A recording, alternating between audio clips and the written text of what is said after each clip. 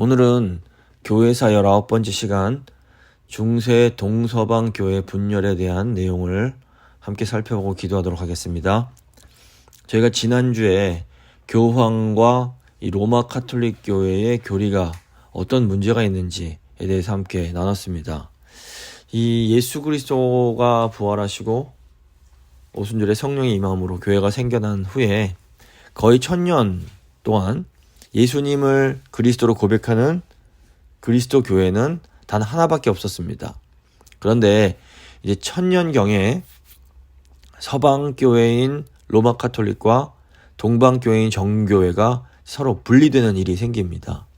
그리고 500년이 더 지나서 1500년경에 그 로마 카톨릭 교회가 다시 카톨릭과 개신교 이렇게 두 개로 또 나눠지게 됩니다. 결국 이제 교회가 생긴 지 2000년 정도가 지난 오늘날 이 전 세계 그리스도교는 크게는 서방 로마 카톨릭, 그리고 동방의 동방정교, 그리고 로마 카톨릭과 다시 분리된 개신교, 이 세 개로 나눠져 있습니다.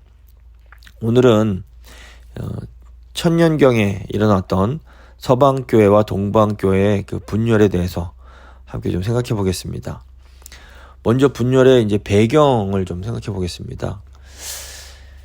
분열에는 이 정치적인 원인과 문화적인 원인 이렇게 있는데, 이 로마 제국은 원래 어마어마하게 방대한 제국이었기 때문에 이 콘스탄틴 대제 이전부터도 이 로마 제국은 동쪽과 서쪽으로 서로 구분을 해서 통치를 해야 했습니다.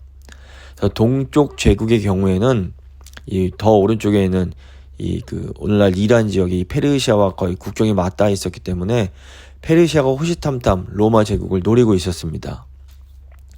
결국 기독교를 공인한 콘스탄틴 대제가 이 동쪽으로 수도를 옮긴 이유 중 하나도 국경 이 경비 방위를 더 튼튼하게 하기 위한 목적도 있었습니다. 그래서 이 로마 제국은 서쪽 로마를 중심으로 한 서로마 제국과 동쪽의 이 콘스탄티노플을 중심으로 한 동로마 제국으로 이렇게 이제 나눠지게 됩니다. 콘스탄틴 황제가 수도를 동쪽으로 이전한 후에 이 동방교회의 경우에는 그 황제의 지배 아래에 있었기 때문에 상대적으로 교회의 힘이 약했습니다. 동방교회의 지도자인 콘스탄티노플의 총대 감독의 경우에는 말 한마디만 잘못을 해도 황제가 귀양을 보내버렸습니다. 하지만 서로마 제국에서는 황제가 멀리 있었기에 황제의 영향이 적었습니다. 저희가 지난주에 살펴본 것처럼 그러다 보니까 서쪽에서는 교황의 권한이 점점 강해지고 결국 이 교황을 중심으로 한, 어떻게 보면 교황이 마치 모든 권세를 갖고 있는 그런 독재 체제로 발전을 하게 됩니다. 교황은 스스로 베드로의 사도직을 계승하는 유일한 사람으로 주장을 하면서 이 동방에 있는 교회들도 자기의 권위 밑으로 들어오기를 이제 바라게 됩니다. 그런데 이때 동방교회 지도자이던 콘스탄티노플 총대 감독은 이 서방교회의 이 교황의 태도를 매우 경계하게 됩니다. 동방교회 총대 감독은 서방교회로부터 독립성을 유지하고 싶어 했습니다. 그래서 이 동방교회는 교회의 모든 교리와 규범을 오직 모든 지역의 감독들이 함께 모인 이 공의회를 통해서만 결정해야 된다라고 주장을 했습니다. 하지만 이제 서방교회는 그렇지 않다. 교황에게 모든 권위가 있다. 이런 식으로 이제 서로 대립을 하게 됐던 겁니다. 서방과 동방이 서로 이렇게 멀어지고 또 분열하게 되는 데에는 사실 문화적인 차이도 굉장히 컸다고 볼 수 있습니다. 로마를 중심으로 한 서방은 라틴어 문화권입니다. 반면 이 그리스와 터키가 있는 이 동방은 알렉산더 대왕 이후 헬레니즘 문명의 중심이었습니다. 그리고 그리스어 문화권이었습니다. 사실 로마 제국 초기만 해도 많은 사람들이 라틴어와 그리스어를 모두 사용했습니다. 그런데 이제 나중에 사이가 멀어지면서 점점 이제 동쪽에서는 그리스어만 쓰고 서쪽에서는 라틴어만 사용하게 이제 되었던 겁니다. 그런데 이 라틴어와 그리스어가 매우 다른 언어입니다. 처음에 교회가 세워졌을 때에는 그리스어가 강했던 소아시아 지역으로 복음이 전파됩니다. 그래서 신약 성경도 전부 그리스어로 쓰여졌습니다. 근데 그러다가 기독교가 로마 제국의 종교가 되면서 성경이 라틴어로 번역이 됩니다. 그런데 이 언어가 다르다는 것이 매우 큰 차이를 가져옵니다. 저희 보통 어떤 제국의 식민지를 정복하면 제일 먼저 하는 일이 식민지의 백성들에게 이 제국의 공식 언어를 쓰게 하는 겁니다. 그래서 일제시대에 그 조선 사람들에게 그 일본말을 쓰게 하면서 한국어 말살 정책을 사용한 것이 이 이유 때문입니다. 실제로 한국어로 공부를 한 사람과 1910년 이후에 일본어로 공부를 하면서 자란 사람은 일본을 대하는 태도 자체가 다를 수밖에 없습니다. 이 그리스어 사용자와 라틴어 사용자는 그 사고 자체가 다릅니다. 그리스는 철학과 문학과 예술이 뛰어난 그런 지역입니다. 그래서 종교, 철학, 문화, 예술을 언어로 설명하려다 보니까 언어가 매우 세밀하게 발달을 했습니다. 그리스어를 사용하는 사람들은 그 사유가 매우 추상적이고 이상주의적인 어떤 특징이 있습니다. 반면에 이 이탈리아를 중심으로 하는 라틴어는 군사문화 중심으로 발전된 아주 실용적인 언어입니다. 고대의 탁월한 병법서들이 다 라틴어로 쓰여졌습니다. 군대는 사실 하기 싫은 일을 시켜야 하고 하기 싫은 일을 해야 됩니다. 이걸 강제로 하게 하다 보니까 규율을 아주 명료하고 분명하게 만듭니다. 군인들은 고민할 필요 없이 매뉴얼대로 실용적이고 현실적인 사고를 하게 됩니다. 그런데 이런 군대와 제일 맞지 않는 사람들이 바로 철학자들입니다. 군대는 명령하면 즉시 복종을 해야 되는데 이 철학자들은 꼬치꼬치 따지는 걸 좋아합니다. 자, 총 쏴라 그럼 빨리 총을 빵 하고 쏴야 되는데 이 총 쏴라 명령하는 순간 철학자들은 야, 이거 쏘는 게 맞는 거야 안 맞는 거야 이게 문제다 하면서 막 고민을 하게 됩니다. 라틴어가 실용적인 군인들의 언어라면 이 그리스어는 매우 사색적이고 추상적인 철학자들과 예술가의 언어입니다. 서로 기질적으로 다른 겁니다. 복음이 처음에는 그리스어를 사용하는 소아시아 지역으로 갔습니다. 그래서 철학자들이 질문을 하기 시작합니다. 이 질문에 답변을 하려다 보니까 기독교 교리와 신학이 매우 발전을 할 수가 있었습니다. 초창기 교회가 복음을 전하면서 했던 첫 번째 논쟁이 도대체 예수란 분이 누구냐라는 거였습니다. 이 그리스 지역에서 최고 신은 순수하게 영적인 존재입니다. 그런데 이 최고의 신이 어떤 물질적인 존재인 인간이 되었다고 하니까 이 그리스 사람들이 이해를 할 수가 없었습니다. 그래서 이 그리스 지역에서는 예수님이 누구신가에 대한 아주 신학적 논쟁이 오랫동안 치열하게 지속됩니다. 또 어떻게 하나님이 한 분이며 셋이냐 같은 삼위일체 논쟁이 이 동방에서 주로 이제 일어나게 됩니다. 이 그리스 사람들은 추상적인 문제에 대해서 생각하고 논쟁하기를 즐겼습니다.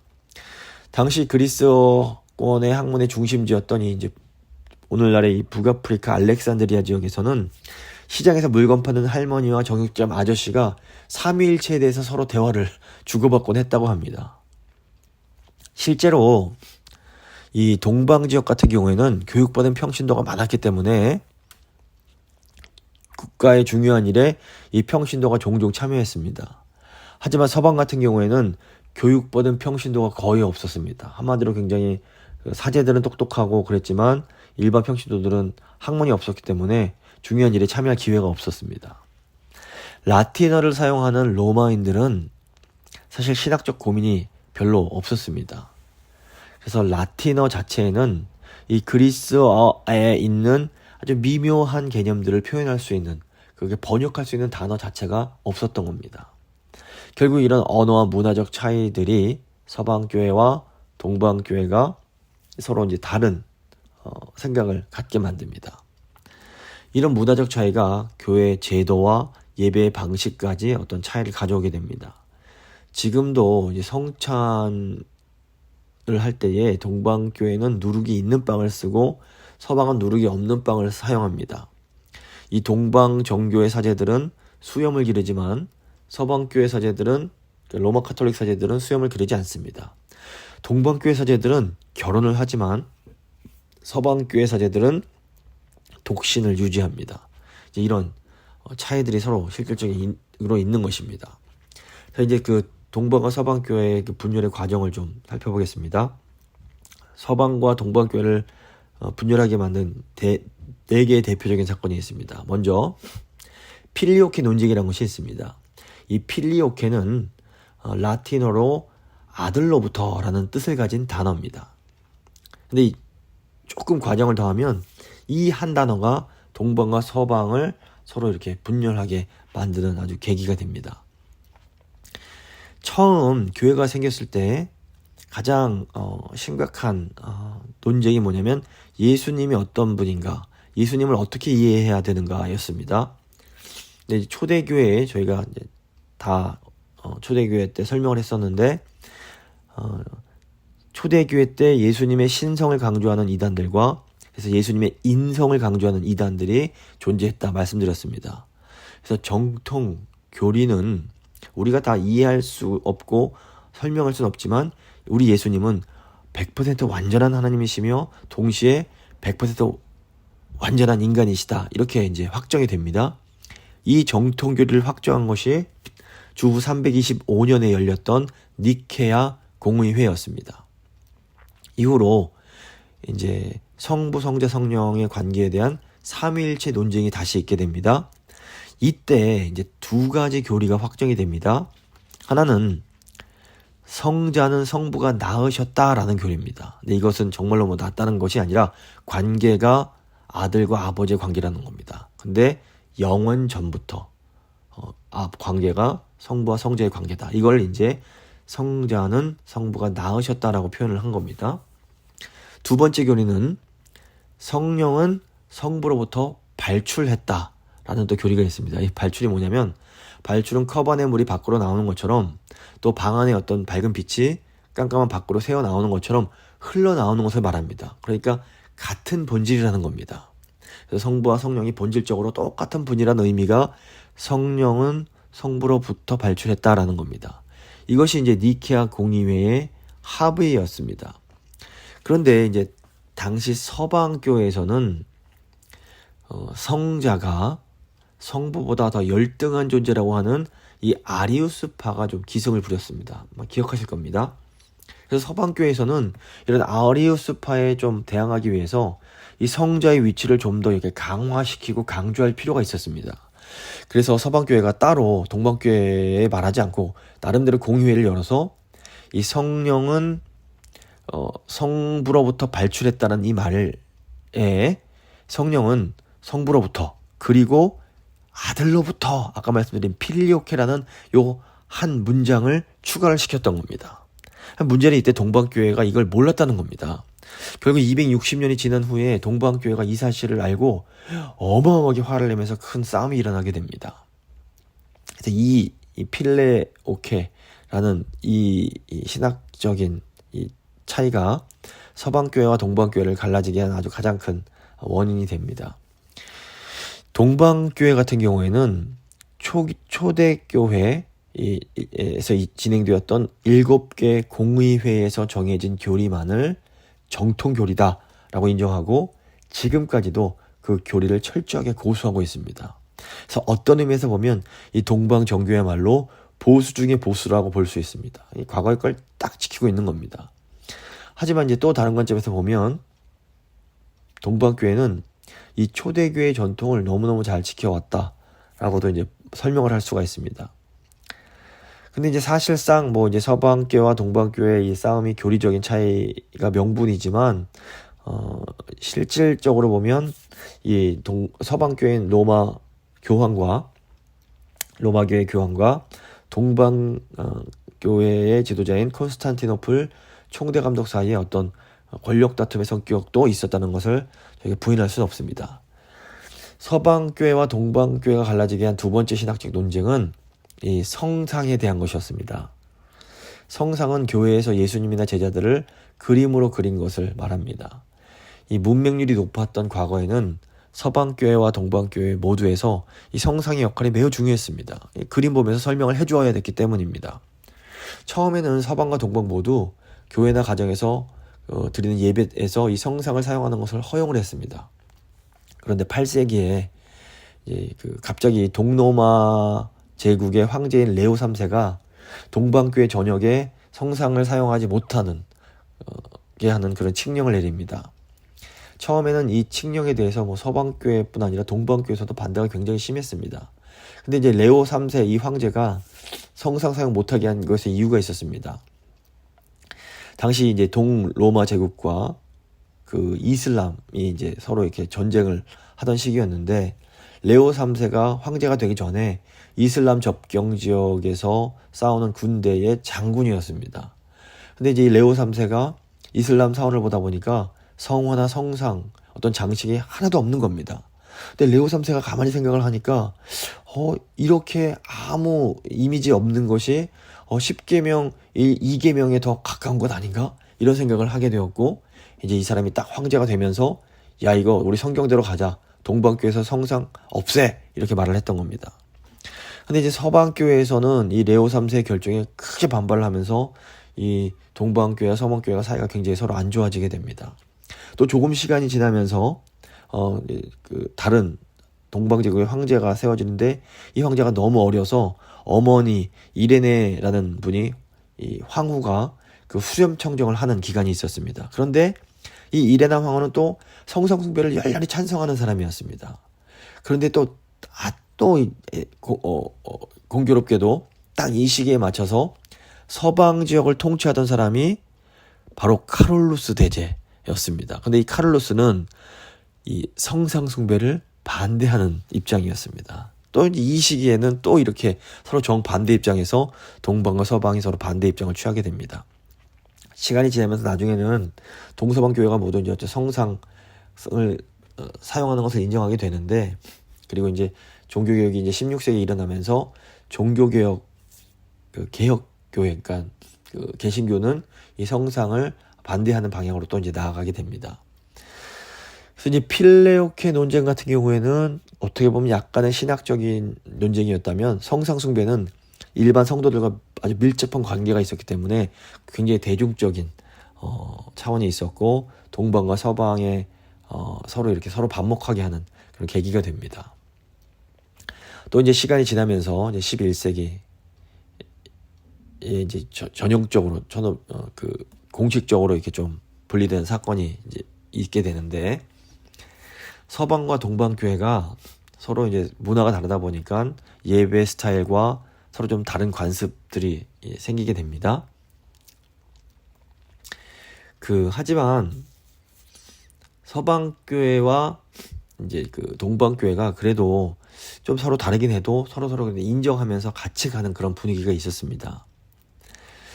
근데 이제 특별히 좀 다른 게 무엇이었냐면, 성찬을 할 때 그 떡에 누룩을 넣어도 되느냐 안 되느냐를 놓고 서로 또 갈렸습니다. 동방교회는 누룩을 넣어야 된다라고 주장을 했고, 서방교회는 누룩을 넣으면 안 된다라고 주장을 했습니다. 그래도 서로 처음에는 그래 그런 차이 있을 수 있지 하면서 용서가 됐습니다. 그런데 이제 이 일에 이제 어떤 일이 생기냐면, 이탈리아 남부에 시칠리아라고 불리는 또는 시실리라고 불리는 섬이 있는데, 이곳이 지역적으로는 서방이지만 관습적으로는 동방교회를 따르고 있었습니다. 근데 이 시칠리아에 노르만족이 이제 침입을 하면서 동방교회 총대 감독이 로마의 교황에게 좀 우리 이 시칠리아 이 교회를 좀 보호해달라고 부탁을 합니다. 지역적으로 서방교회가 갖거니까 이런 부탁을 했던 겁니다. 그런데 서방교회가 이 시칠리아의 교회를 도와주는 과정에서 이 동방교회의 관습을 서방교회식으로 바꿔버린 겁니다.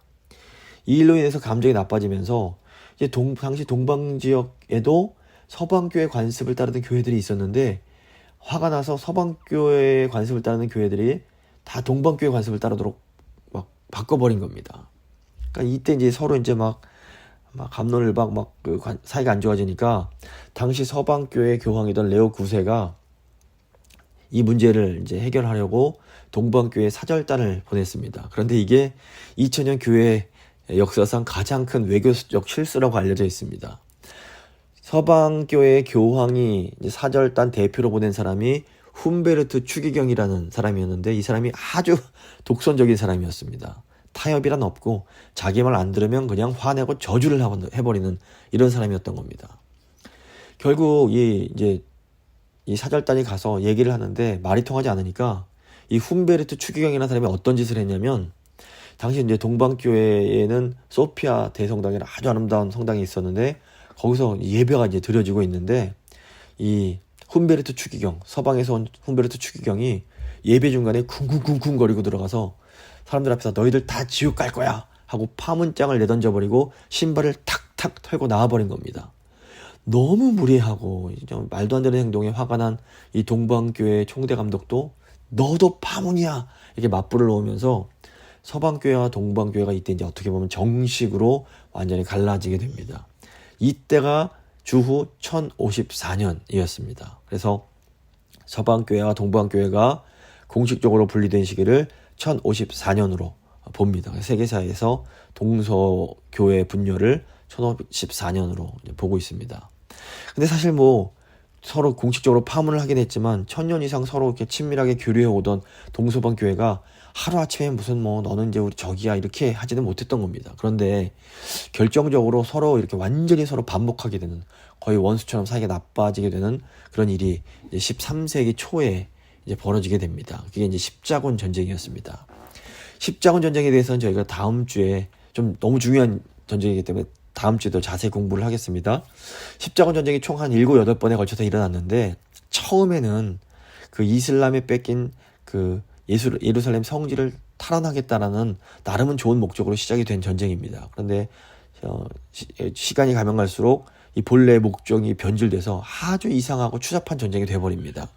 특별히 이제 네 번째 전쟁이 동방교회 서방교회 관계에서 중요한데, 이 네 번째 십자군이 원래는 예루살렘으로 가야 됐는데 그쪽으로 가지 않고 저 동로마 제국의 수도인 콘스탄티노플로 가게 됩니다. 그래서 콘스탄티노플을 공격하고 콘스탄티노플을 함락해서 아주 끔찍한 그런 만행을 저지릅니다.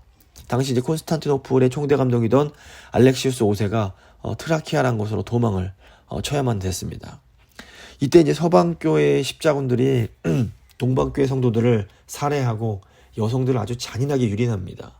또 많은 예술작품들을 다 파괴하고 약탈하는 일을 합니다. 당시 이제 역사가였던 니케타스 코니아테스라는 분이 이제 써놓은 글을 보면, 어깨에 그리스도의 십자가를 걸고 있던 그들에 비하면 차라리 이슬람 교도들이 더 자비로웠다. 그들이 저지른 잔혹한 만행을 어떻게 표현할 수 있을까? 그들은 젊은 여인, 또 하나님께 헌신한 처녀들을 가리지 않고 거리에서 농락했다. 칼에 찔리고 강간당하고 밧줄에 묶인 무고한 시민들의 비명소리가 골목, 거리, 교회에서 깜찍하게 울려 퍼졌다. 이 만행으로 인해서 그나마 그동안 유지되던 동서방 교회의 어떤 정서적인 유대감마저 완전히 끊어져 버리게 되었던 겁니다. 마무리를 좀 지어보겠습니다. 자, 이제 이 끔찍한 사건 이후로 거의 700년 이상을 이 두 교회가 거의 남남처럼 지내게 됩니다. 그리고 이제 약 500년 후에 서방 교회는 이 종교 개혁으로 인해서 한 번 더 큰 분열을 해야만 했습니다. 특히 이제 개신교 같은 경우에는 그동안 동방교회에 대해서 거의 모르고 지냈습니다. 물론 교회 분열이 다 나쁘다고 말할 수는 없습니다. 무엇 때문에 분열했는가에 따라서 사실은 좋은 분열도 필요합니다. 대표적인 게 종교개혁입니다. 그 시기와 상황에 따라서 어쩔 수 없이 분열을 해야만 되는 경우도 있습니다. 저희 재건교회 같은 경우에도 우리가 막 분열이 좋아해서 분열을 했던 것이 결코 아닙니다. 바른 진리를 지키기 위해서 부득불 당시에 분열을 할 수밖에 없었던 겁니다. 그렇기 때문에 모든 분열이 다 나쁜 것이다 매도할 수 없습니다. 하지만 그럼에도 불구하고 이 분열 가운데 부끄러운 분열도 많이 있음도 부인할 수가 없습니다. 오늘 저희가 읽은 본문처럼 마음이 부패하고 진리를 잃어버리게 되면 경건을 이익의 방도로 생각하면서 싸움이 일어나게 됩니다. 동방교회와 서방교회 분열도 사실상 이 교리적인 문제뿐 아니라 교회 지도자들 간의 어떤 정치적 문제가 더 컸다는 것을 저희가 볼 수 있습니다. 이것은 인간의 타락으로 인한 교회의 역사의 아주 부끄러운 부분이다라고 저희가 인정을 해야만 됩니다. 오늘날 동서교회의 이제 사회는 어떨까요? 1961년부터 시작된 이제 그 서방교회 로마 카톨릭의 바티칸 공의회에서 로마 카톨릭 교회가 동방 정교의 파문을 공식적으로 해제를 합니다. 그리고 2016년 2월에는 프란시스코 교황이 1000년 만에 동방 정교 총대 주교를 만나서 화해 포옹을 하기도 했습니다. 당시 뉴스가 크게 났습니다. 또 이제 개신교와도 종교개혁 500주년을 맞아서 이 종교개혁의 본산이라고 할 수 있는 독일의 개신교가 종교개혁 이래 처음으로 이 로마 교황에게 정식 초대장을 보내고 교황은 독일 개신교의 속죄와 화합의 기념식에 이제 참석을 하게 됩니다. 독일 개신교의 이제 대표가 2017년 2월에 그 로마 교황을 초청하는 공식 선을 들고 로마 바티칸에 방문을 합니다. 그래서 또 화해를 하게 되는데 이때 그러니까 로마 교황 프란시스코 교황이 우리는 사실 동일한 세리를 갖고 있다. 그렇기 때문에 서로 피곤하게 다툼하는 것을 이제는 그만하고 함께 걸어가야 된다. 연합의 길 중에는 다시 돌아섬이 없어야 된다. 카톨릭과 개신교는 하나님의 복음적 증인이 되는 일을 함께하고 완전한 연합의 발걸음을 끊임없이 걸어 나가야 된다라고 이제 말하기도 했습니다. 자, 이제 그렇게 막 갈라져 왔는데 21세기가 되면서 다시 큰 개신교, 로마 카톨릭, 동방정교회가 서로 이렇게 화해하는 그런 방향으로 나아가고 있습니다. 순수하게 이제 거시적 관점에서 교회 연합이라는 관점에서 보면 이런 화해 움직임이 바람직하다고도 볼 수 있습니다.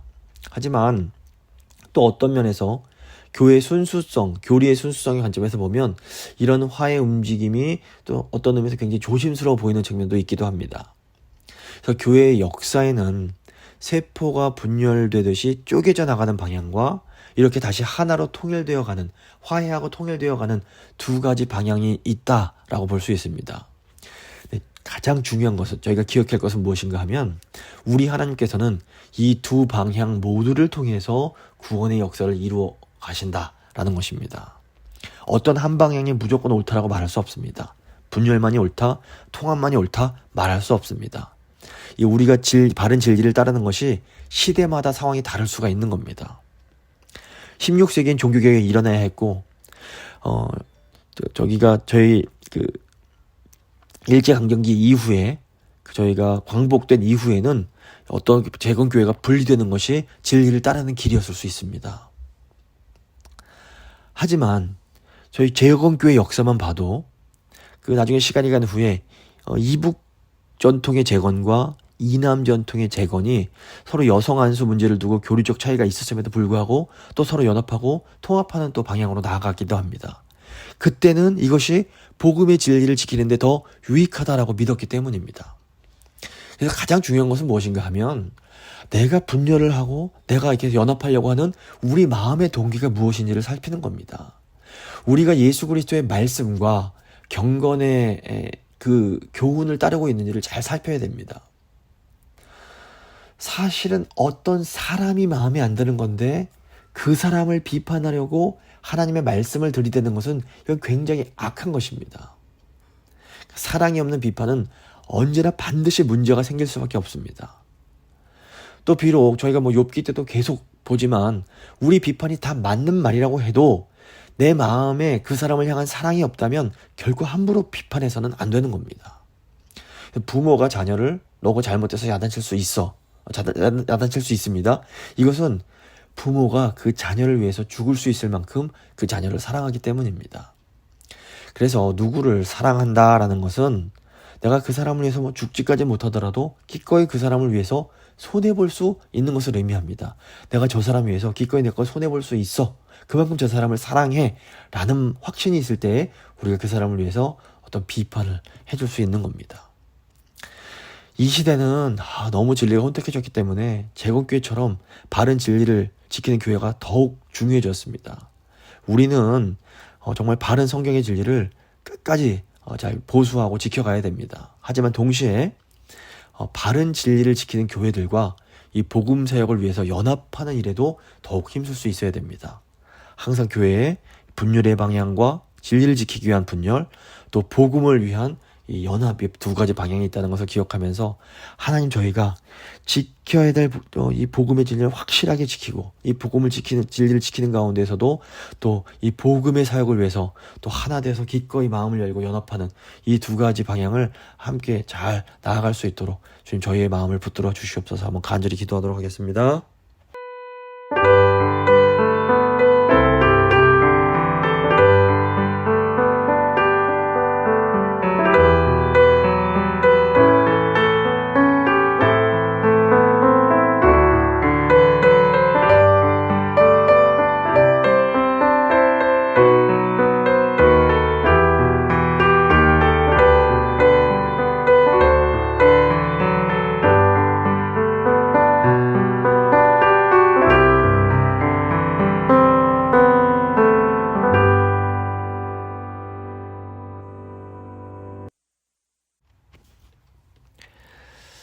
좋으신 하나님, 감사합니다. 오늘도 이 교회의 역사를 통해서 처음에 너무나 좋은 의도로 시작되었던 것들이 인간의 연약함과 또 마귀의 어떤 공격으로 인해서 결국에는 타락을 하고 하나님의 그 진리에서 벗어나는 것을 저희가 또한 보게 됩니다.